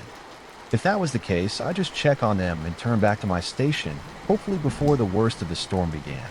If not, well, I'd have to figure that out when it came. Half an hour later, I reached the campsite, or at least what was left of it. The remains of what were obviously three high-quality winter tents were positioned compactly around a central fire pit, their bright red material shredded and torn and flapping violently in the fierce wind, looking very much like a lunatic array of flags. In the heart of a hurricane, I pulled the ears of my hat lower, adjusting the chin strap tighter. "Hello," I shouted, straining to make my voice carry above the wind. Even with all my force, it still sounded pathetically impotent in the roar of the coming storm. "Is anyone here?" I waited a long moment but could hear nothing but the rush of wind and the whip-like snapping of the nylon fabric. The campsite had all the hallmarks of a bear attack, except I hadn't seen a bear in months, and we've never had a bear attack in this area that I'd ever heard of. It wasn't like the forest out west. We didn't have brown bears here. Black bears, yeah, but they were smaller and nowhere near as aggressive as big browns. Sure, they could be dangerous, especially if startled or threatened, but they didn't actively hunt humans. I took a few more steps forward into the campsite, drawing my gun and holding it at low ready as I performed a quick visual of the tents. Nothing. No signs of bodies, blood, a struggle, anything at all. Just destroyed tents that could have been abandoned by the campers when the winds started getting bad and the fabric started to fail. And then it caught my eye. A flash of dark gray, partially hidden by the snow between two tents. Another 10 minutes of snowfall, and I never have seen it. Moving closer, I towed the frozen bundle of cloth, overturning it before picking it up with my free hand, keeping my gun at the ready. It was a pair of thick winter pants, old and torn and covered in dark red-brown stains. That looked too fresh for my comfort. They were fur-lined and looked to be woolen. As soon as I lifted them free of the snow, the wind blew a familiar musky smell into my face, and I dropped them in revulsion. Another 2 feet beyond, the hint of blue in the white drift drew my attention, and I cautiously approached. I recognized the puffy material of a cold weather jacket, and when I reached out to expose more of it, I staggered backwards in shock, realizing suddenly that I was looking at a crudely dismembered arm, still wrapped snugly in its warm jacket sleeve. I cursed aloud and stumbled backwards, tripping over the stones surrounding the fire pit and falling hard on my ass, eyes wide and not even registering the pain of my tailbone meeting the frozen ground. I sat there, hyperventilating for what felt like minutes. It was only when my arms began to shake that I realized I was gripping the handgun as tightly as I could, aimed insanely at the gray mass of frozen trousers on the ground, as if they were going to suddenly spring to life and attack. Shit was all I could think to say. As rationality suddenly returned, clearing the pulsating red spots from my vision and slamming my thoughts back to present. Jarringly, the pounding in my ears began to lessen, replaced once again with the unrelenting wail of the wind. I leapt to my feet and started running back along the trail, back to my station, where the 5 of them were waiting with what? Was he some sort of psycho serial killer? Stalking the lonely hiking trails of upstate New York. That didn't make any sense. I've been here for 3 years, and I never heard of anything like this. As I ran clumsily through the snow, which was now halfway up to my shin, I thought back to those gray pants discarded in the campsite. They'd been shredded, not just torn and ripped from age and wear. It had been something violent that caused the damage, and the bloodstains seemed to lend credence to that theory. So whatever had happened, the stranger had decided to replace his damaged and stained pants with what? Those of his victims? And then I thought about how none of his clothes matched, and how his boots and gloves weren't even suitable for winter weather. How long has this been going on? 20 minutes later. The dim yellow lights from the windows of my station appeared suddenly from the nearly white-out conditions that had overtaken me with the full coming of the storm. The temperature had dropped even more, and I was amazed I'd been able to keep up my pace long enough to make it back, driven by adrenaline and fear. I slowed to a halt before my station, noticing immediately how the front door hung open. My mind urged me forward, but I had to take a few moments to catch my breath before I entered. I couldn't understand why the door was only open a few finger widths. If it hadn't been locked, the first strong gust of wind would have blown it fully open. But what occupied my thoughts far more was the implication of that open door. There's no way it could have been missed by anyone within. And nobody in their right mind would have sat in the station while the freezing wind and snow blew through the door. I pushed that thought aside and crept as quietly as possible to the door, pushing it gently at first, then with greater force as I felt some resistance holding it closed. I gripped my sidearm tightly, muzzle directly forward, finger resting along the frame of the pistol. The door gradually gave way and pushed inward far enough that I was able to slide through the gap. As soon as I stepped inside, I found myself in the center of a nightmare. A body lay behind the door and had served as a barricade. I could only tell that it was one of the women by the delicate shape of the body, as the head and upper torso had been savagely mutilated. The skin and scalp tore away from the red white of the skull, blood slicked nearly every surface around me, hot and stinking of copper, and I became aware of a wet tearing sound emanating from the bunk room. The lights in that room were flickering chaotically, the hanging bulb in the center of the room swinging maniacally, as if it had been recently struck as quietly as I could. I ducked around the doorway into the room, fresh shock coursing through my body, and I found bodies and pieces of bodies all strewn around the room haphazardly, most still enshrouded in bits of clothing now tacked in place by sticky crimson. I could feel the heat in the room from whatever horrifying act of violence had occurred at my feet. I noted a handgun and empty shotgun shells. The shotgun lay nearby, chamber open and magazine tube empty, only inches from the barely recognizable remains of the man I'd known as Martin. Terrible slashes and wounds covered his corpse, looking as if he'd been thrown into a shredder. My eyes were drawn at that moment to the source of the sounds I'd heard before, and I saw the crouched form of the stranger above one of the bodies, Lucas, I think, by the bright yellow of his North Face jacket. I watched in horror as the stranger dipped his head again and again, jerking it savagely each time it came away, as if tearing away more bits of meat. I noticed then that the stranger's hands had somehow grown, elongated, and taken on a shiny appearance that left the fingers as jagged and gore-encrusted claws. After only a moment's shocked hesitation, my reflexes took over, and I snapped the muzzle of my handgun up and squeezed the trigger. It threw its head back, and what I can only hope was pain, and cried out in a shrieking screech that drowned out everything. I squeezed the trigger again, and another bullet punched its way through the horrifying thing. Suddenly, almost faster than I could track, the stranger exploded up from where it had been feasting and lit upon the wall, its terrible claws sinking into the wood and holding it in place. As it turned its head 180 degrees to face me, the eyes had turned completely black and grown to the size of golf balls, and the jaw looked almost disjointed from its skull, the skin at the corners of its mouth drawn back in a hideous grin. It tensed, and an instant later, it had leapt to the next wall, gripping the exposed with like some monstrous insect. Eyes still fixed on me before it could make another move. I fired again and again, my panic-induced attack miraculously finding purchase more often than not as empty brass cases ejected across the door frame next to me. Then there was a long moment of silent stillness. I waited for the thing to pounce towards me, but it was clear I'd heard it. I don't know how badly, but black dripped from the half-dozen wounds, and I thought I heard a sickly rattling in its slow, deep breaths. With a final ear-splitting shriek, it leapt again, but this time away from me and through the window at the rear of the room. The glass shattered outward, and then it was over. I stood alone, left only with the remains of the 5 Spanish tourists, and the disconcerting awareness that the slide of my handgun was locked back, a magazine was now empty. That was almost a year ago, and I've since transferred from field operations to an administrative position within the Park Service. My office is located in the middle of a city, surrounded by people and without a lonely forest or dark wilderness in sight after the investigation died down, and the deaths were ruled as animal predation. I tried to return to my posting, but I just couldn't do it.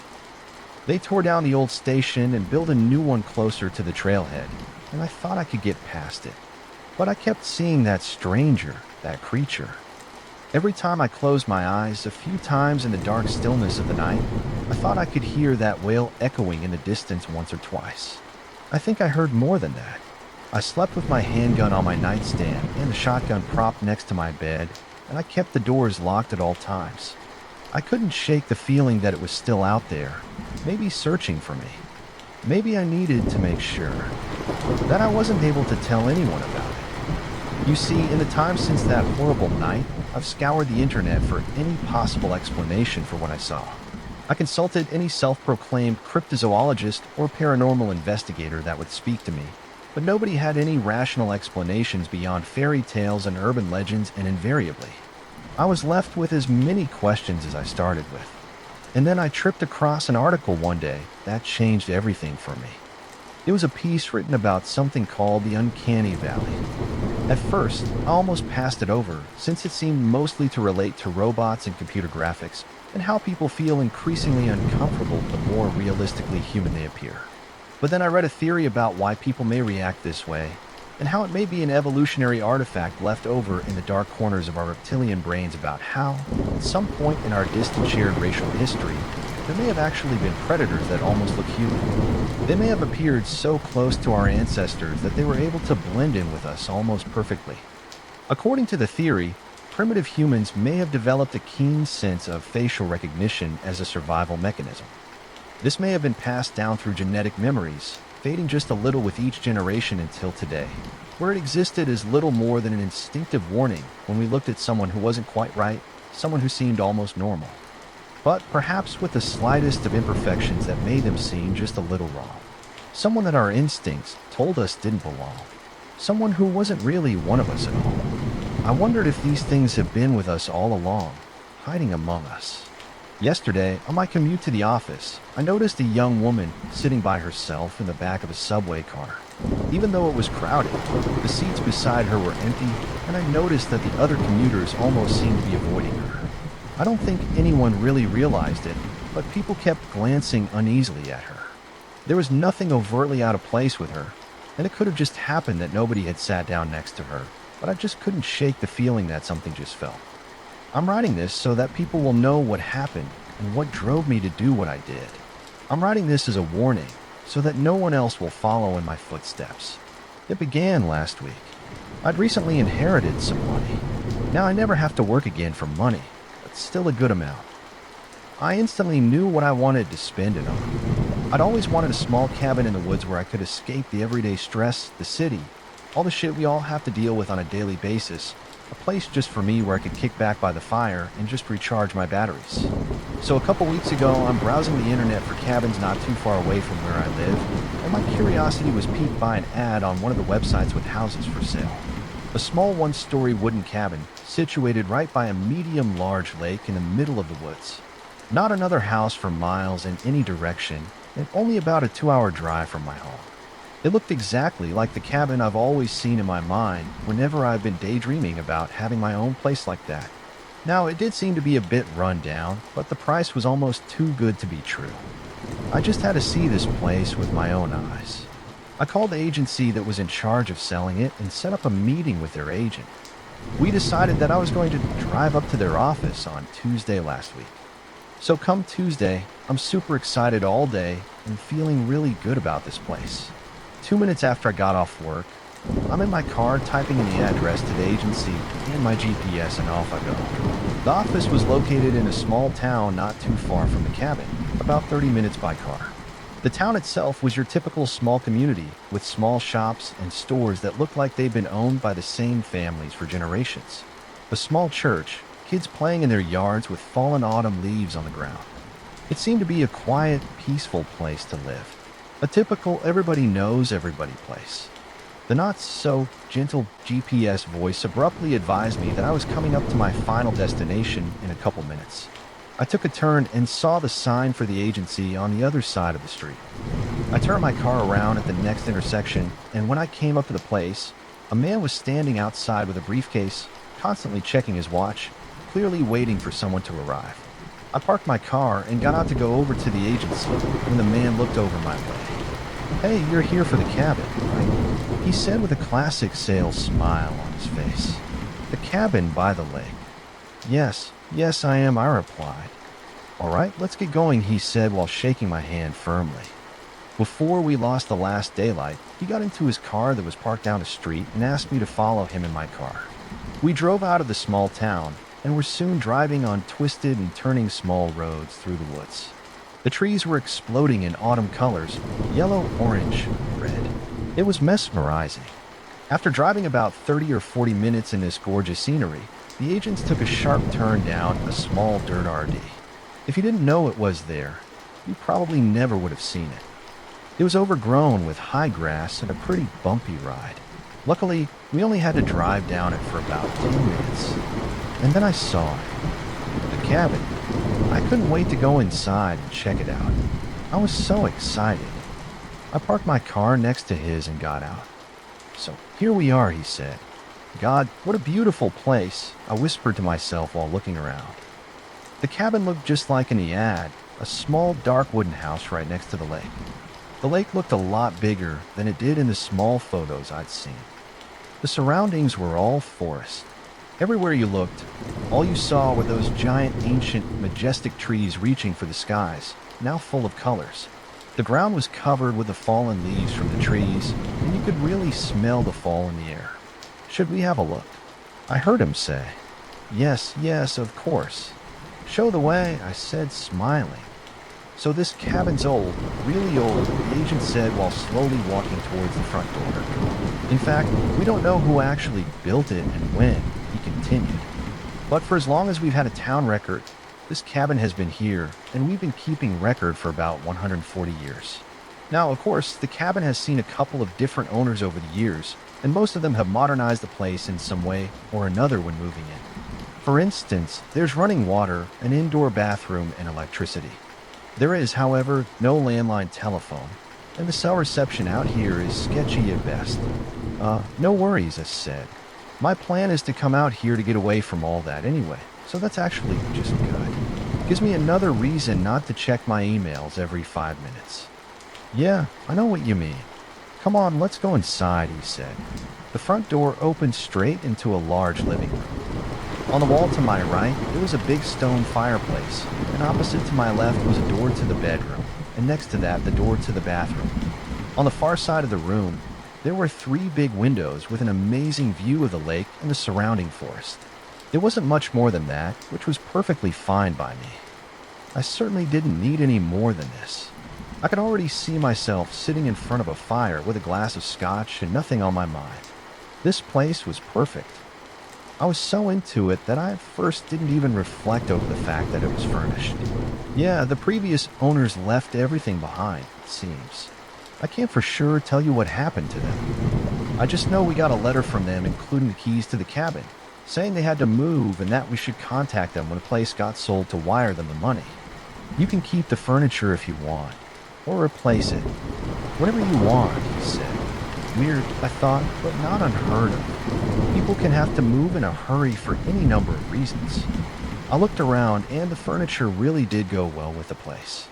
Big, strong wooden tables, a leather sofa that looked to be really comfy, bookshelves, lamps. It really gave the place a nice ambience. I'll probably have to buy a new bed, though, I thought. I went over to the big windows to take another look at the amazing view. The last rays of the sun gently kissing the lake and the woods. It was then that I first noticed an opening to my right, on the same side as the fireplace. It led into a small kitchen. It had all the basics, nothing fancy, but just what you needed. There was also a back door from the kitchen, leading out to the backyard, right by the lake.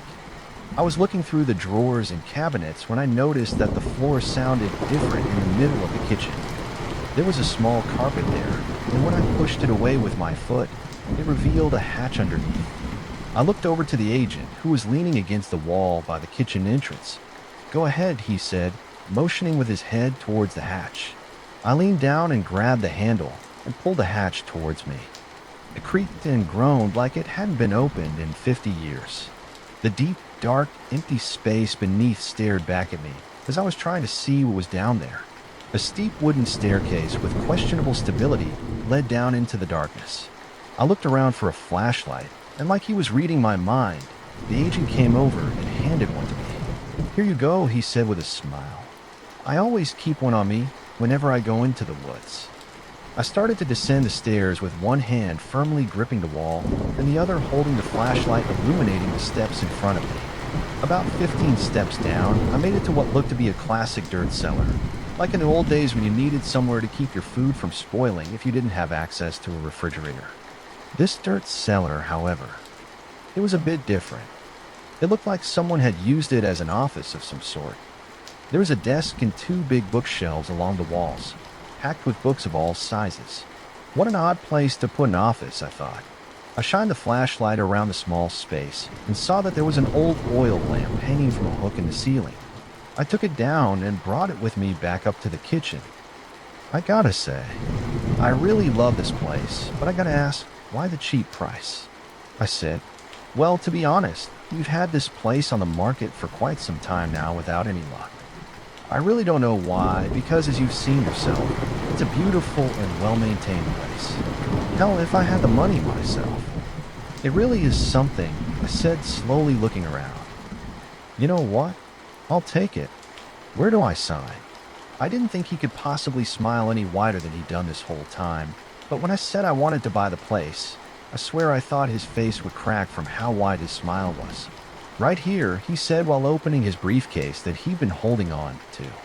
He tossed it up on the kitchen counter and opened the clasps on either side and pulled out a stack of papers. He had the contract drawn up and ready to be signed.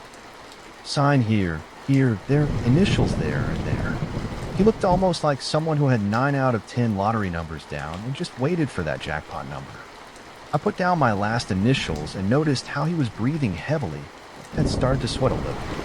There you go, he almost shouted. You're officially a cabin owner. Congratulations. Thank you very much, I said. But what about the money?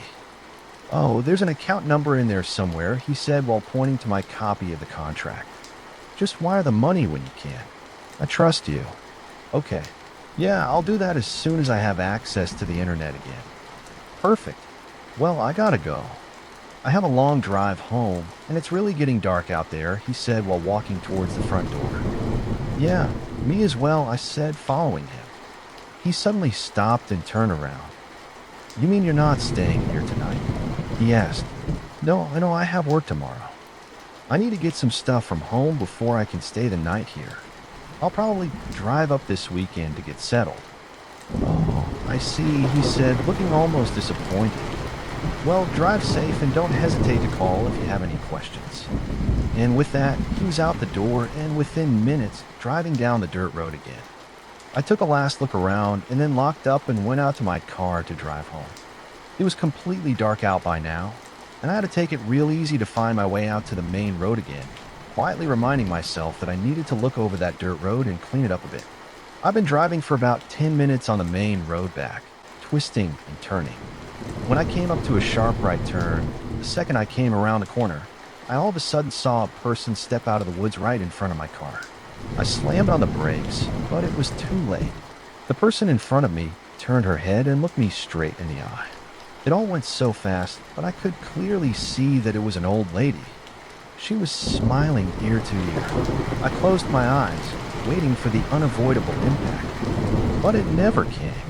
The car slid to a halt, and I slowly opened my eyes again, my heart beating like crazy. I was breathing so hard I almost passed out before I could calm myself down. I looked around me, but I couldn't see anything outside, so I got out of the car and looked around. There was no one. I was sure she'd been there just seconds ago. I could still see her creepy old face in front of me. Had I fallen asleep? After a while, I got back to my car and drove all the way home without anything else happening. So Wednesday and Thursday came and went. I put the incident with the car behind me and wrote it down as stress or sleep deprivation and was so ready to get back up to my cabin to spend my first of many weekends there. My bags were packed and already in my car. I hadn't had time to look for a new bed yet, but figured that I'd just throw some blankets over the existing one and make it through the first couple of nights like that. I sat in my office and counted down the minutes, slammed my laptop together, packed my stuff, and took the elevator down to the garage. Got in the car, took a deep breath. Finally, I was on my way. I got up to the cabin around 6 p.m. The sun was slowly setting, and the trees looked just as beautiful as a couple days ago. After unloading my stuff, I immediately got a fire going in the big fireplace and filled up a big mug with freshly brewed black coffee. I started to look a bit more closely on the stuff that the previous owners had left behind. There were some really nice things here. An old 50s radio, the one that takes up half the room, a typewriter, some figurines. I started to go through the books on the bookshelf and noticed that they all had the same theme. They were old books about spirituality, religions, dark magic, crystals, and stuff like that. I'd never been interested in any of those things, but I got intrigued. I pulled one of the books out and sat down on the couch, skimming through it while sipping my coffee. I can't understand how people can still believe in this stuff, I thought to myself while flipping through the pages. I went to put the book back. When I noticed the painting hanging over the fireplace, how had I not noticed this before? It was a big oil painting, a painting of this very cabin. It looked really old, but the cabin basically looked the same as it did now. The quality was amazing. So many details, small differences in the colors of the wood on the house, the hundreds of leaves on the trees, each carefully painted.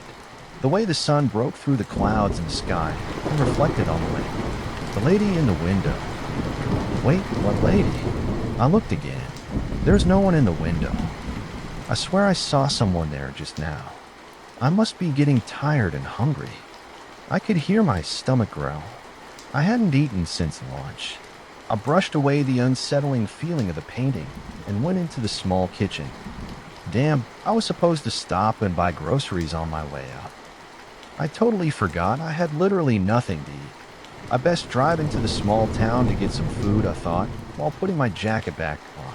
I got out of my car and started to drive away. When I looked in my rearview mirror and saw the exact spot that the painter must have been standing on, I could swear I saw someone in the window, if only for a split second. I stopped and turned around to get a better look, and there was no one. My mind is just playing tricks on me. I just need to eat, I thought, and kept driving. I got into the town and parked my car and started to walk around. It really was a small place, one main ST, and a couple of smaller ones. With mostly homes of different sizes, I found a small grocery store and went inside. There wasn't much to choose from, so I got some basic stuff and went to the register to pay. The owner was an elderly gentleman with a white beard and round glasses. He reminded me of Santa, I remember thinking. He looked at me with a suspicious look. "You're not from around here, are you?" he said while staring me right in the eye. No, I just bought a cabin up here, actually out by the lake.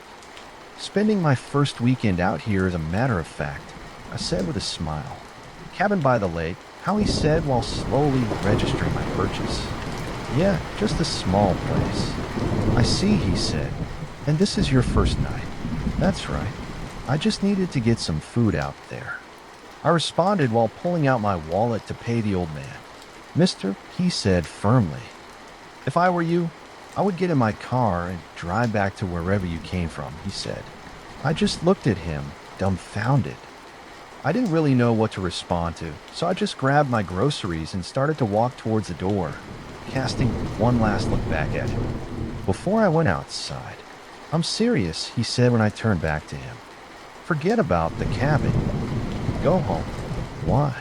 I heard myself ask. "That place isn't right." "I know what cabin you mean. Stay away. Go back home and forget about it," he said. I laughed a nervous laugh. "Yeah, I think I'll be all right," I said.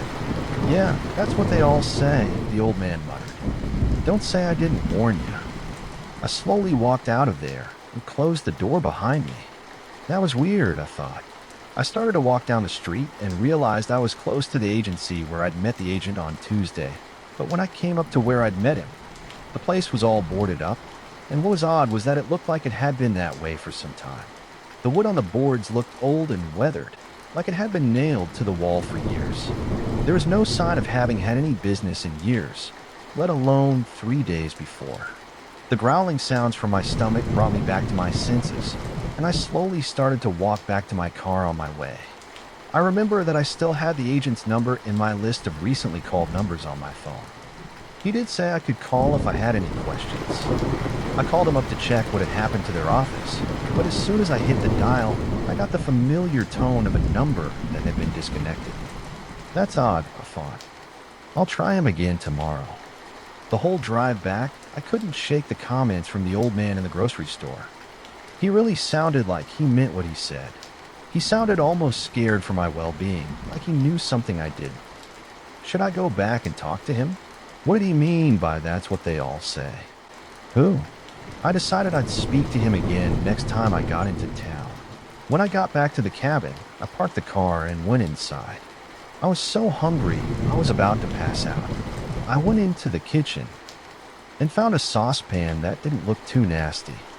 I cleaned it up as good as I could and started to fry some eggs and bacon, the best I could find in that small store. I noticed the old oil lamp on the kitchen table that I'd brought up from the dirt cellar. I wondered if the old owners had left any lamp oil laying around and started to look around the kitchen shelves. After moving some stuff around, I found a bottle with some left in it and filled up the lamp and lit it. It gave a real cozy light and a nice smell. I left it on the kitchen table while finishing making my late dinner. When I sat down to eat, I started to think about the cellar. It really was a strange place to have an office. No windows, cold, dark. I needed to check it out some more. I finished my dinner and placed the dishes in the sink. Before I checked out the cellar, I had to put some more wood on the fire. You could really start to feel that this was an old place, not great insulation. If the fire went out, it would get real cold in here real fast. I went out into the living room. The fire was almost dead already. It was dark in the window by the front door. The same window that you could see in a painting over the fireplace was an old ugly lamp. I went over and turned it on. It flickered a bit, but lit up after a while. I went over to the fireplace and found 2 big logs in the basket next to it. These will do fine, I thought, and tossed them on the fire. I turned to go back to the window and cellar. When out of the corner of my eye, I saw the painting. There's a light in the window, I remember thinking. I did a double take and looked over there again. No, there's no light. There's no woman. My mind is just playing tricks on me again, I thought. Must be all this fresh air or internet abstinence or something. I got back into the kitchen and rolled up the carpet to reveal the hatch. I grabbed the handle and opened it up again. This time, I didn't have the agent's flashlight to guide me. I had to take the oil lamp with me. It didn't light up anywhere near as well as a flashlight, but it was better than nothing. I got down there and started to look around. The desk was an old, massive wooden desk, I think. How on earth did they get this down here through that narrow hatch and that steep staircase?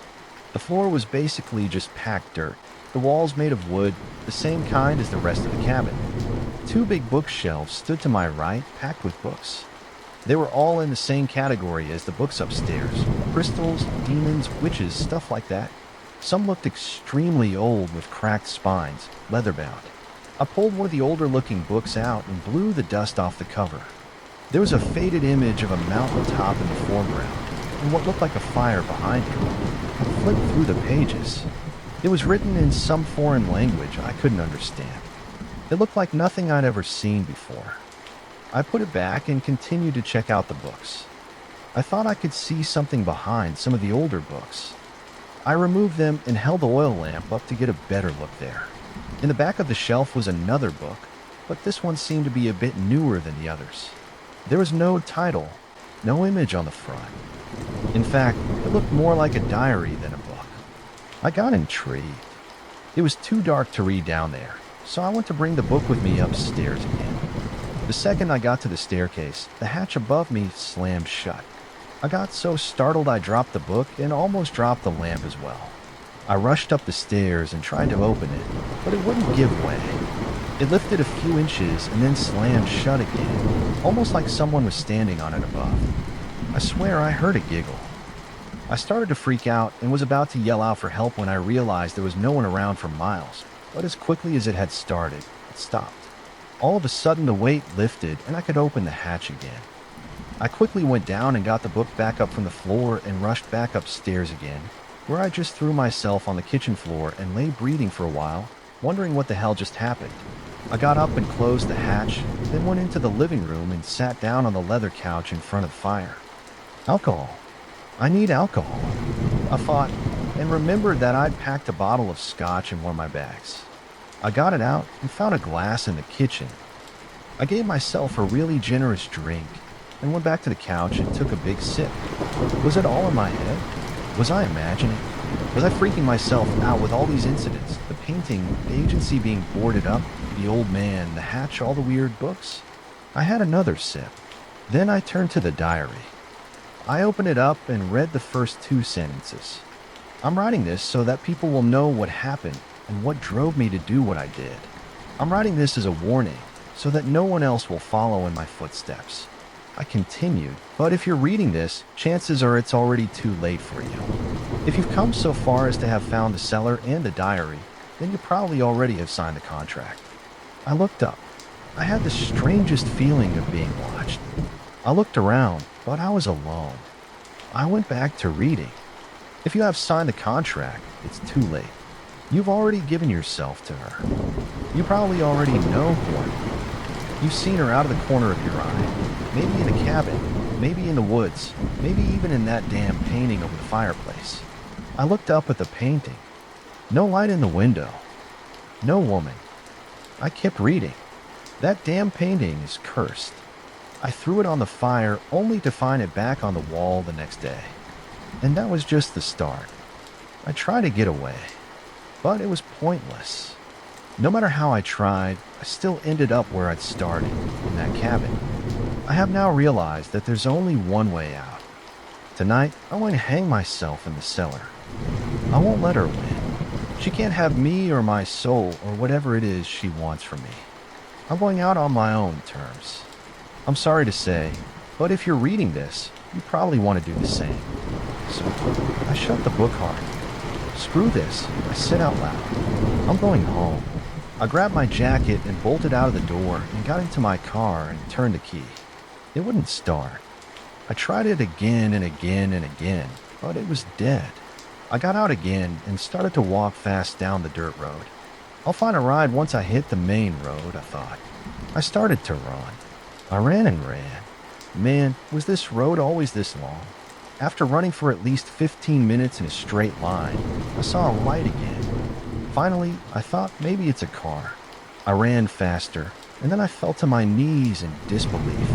The light in front of me was from the old ugly lamp, the lamp in the window of the cabin. How?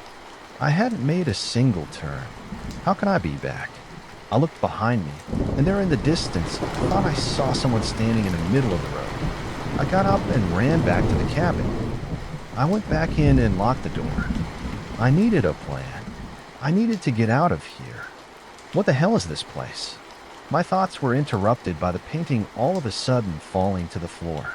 I got up and slowly went to pick it up, but dropped it as soon as I looked at it. There was a woman standing outside the cabin on the painting, right outside the front door, clear as day.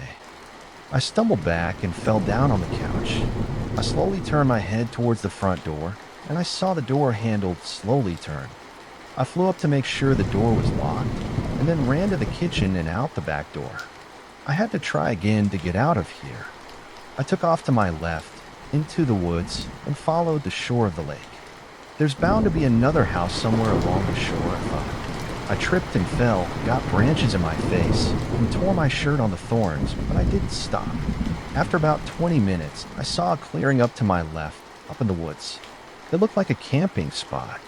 Maybe there's someone there that can help me. I tried to move as quietly as I could, but when I came to the clearing, it was empty. Wait, was it? There were markings on the trees. I got up closer. It looked like the same language that I'd found in the old books. Almost Latin, but not quite. 3 rows of text on one tree with some carvings. It was hard to make out in the darkness, but it looked like a crescent moon and something else. In the middle of the clearing, there was a big stone circle on the ground, twigs bound together, resting on the trees. I went back down to the shore and moved on in the same direction that I'd been going before. I looked back out over the lake. I could clearly still see the cabin way back there. It looked perfectly peaceful from here. And then I turned my head to move on, and there in front of me it stood, the damn cabin. I looked back again. A mist lay over the lake, blocking the view. Other than that, nothing but woods. I just saw the cabin behind me, and now here it is as if I'd run a circle around the lake and come up to it from the right-hand side. I could feel my sanity go. I'm losing it. This can't be real. I must have crashed my car on the way up here and ended up in a coma or something. And this is all a dream. Yes, that's it. This is a dream. This isn't happening. Reality doesn't work this way. I had no choice but to go back to the cabin. I was freezing. I got back in through the kitchen door and closed it behind me. I carefully looked around. No one in the kitchen. The hatch was closed, empty in the living room, bathroom, bedroom. The painting looked normal again, the front door still locked. I sat down on the couch again and poured another drink. The fire was still going. I could feel myself calm down a bit. I grabbed the diary that still lay beside me, and I kept reading. I just can't see another way out. I don't know what happens if she catches you. I don't want to know. All I know is that I've been up here for 3 days now, and I can't get out. I've tried getting to the main road. I've tried running out into the woods. I've even tried swimming over the damn lake. No matter what I try, I always end up right back here at the cabin. This place is cursed. I even tried to burn it to the ground, but the fire wouldn't take. It's a wooden cabin, and the fire wouldn't take. God, I'm writing this as a warning, but I don't know if it'll make any difference. On my last day here today, I found a diary myself, written by the last owner, with a warning for me, or whoever would have found it. The poor guy before me couldn't take it either. He had ended his stay here, and on this earth, by going out into the lake to drown himself.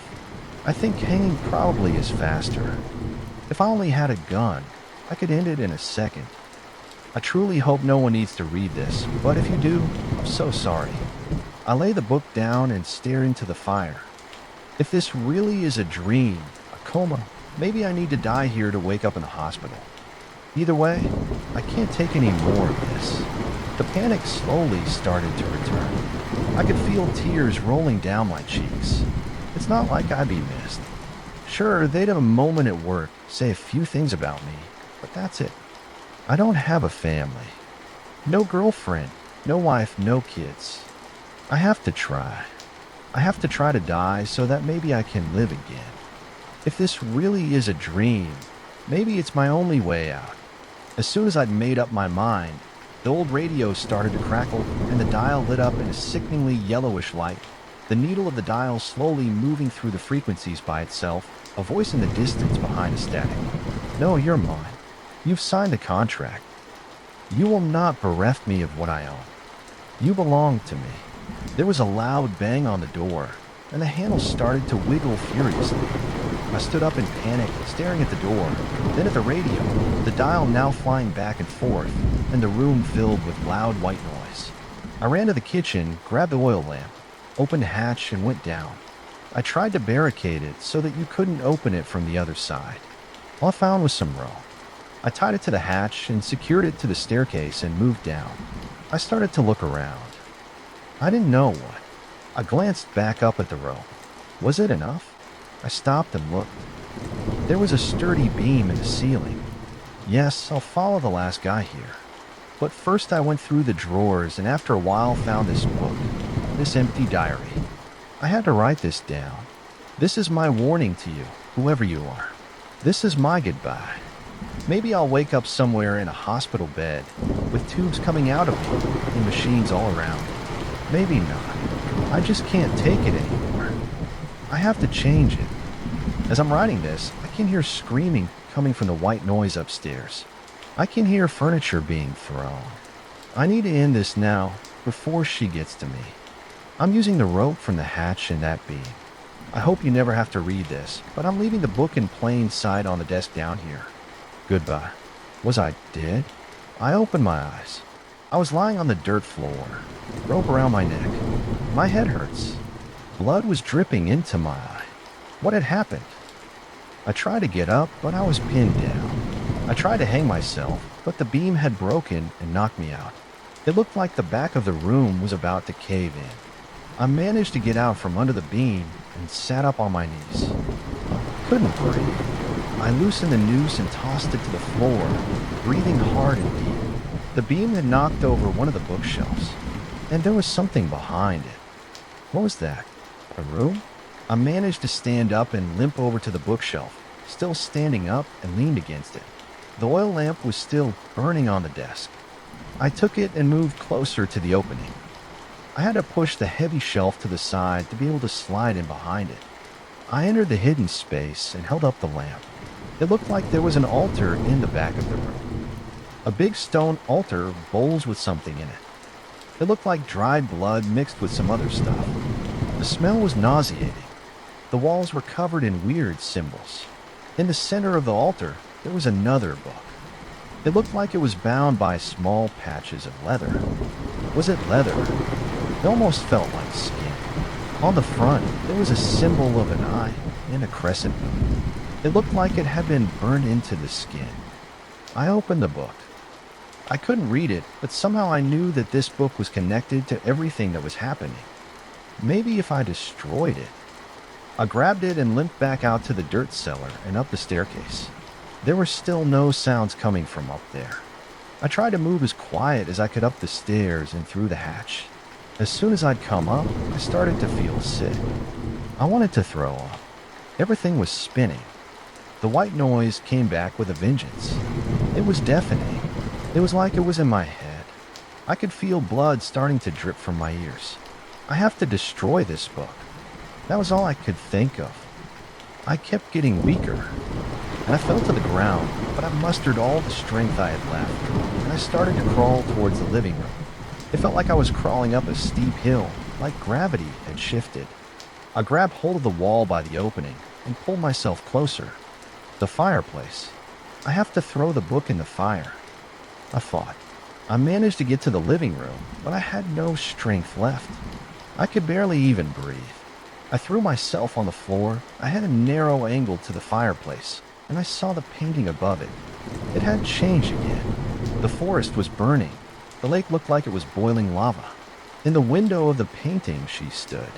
I could see her clearly now, her old wrinkly face, her eyes, pure white eyes. It felt like she was staring into my soul. I turned my head to look over to the actual window, and there she stood, her back to me. She slowly turned her head towards me. This was it. I had one chance, or I would be hers to do with as she pleased. I aimed, still lying down, and with the very last of my strength, I threw the book towards the fire. Time slowed down. It seemed like everything was happening in slow motion. In the blink of an eye, she was over me, her eyes just inches from mine, her dark, wet, greasy hair covering my face, her ice-cold hand gripping my wrist. I could feel her yellow, long nails bury themselves in my skin. I could feel myself dying from the inside, when in the corner of my eye, I saw the book disappear into the flames. An ear-piercing screech followed. It felt like the whole cabin imploded, a bright white light, and then nothing. I woke up yesterday in a hospital. They say a couple of hikers found me out in the woods, in what looked like a camp spot. Apparently, I've been lying there in the middle of a big stone circle, unconscious. Dried blood everywhere, torn clothes, bruises all over. I wasn't sure what had happened. I remembered everything, but I couldn't even believe it myself. It had to have been a dream, I thought. That was until they came to change my bandages. There on my wrist was two barely visible scars, a crescent moon and an eye.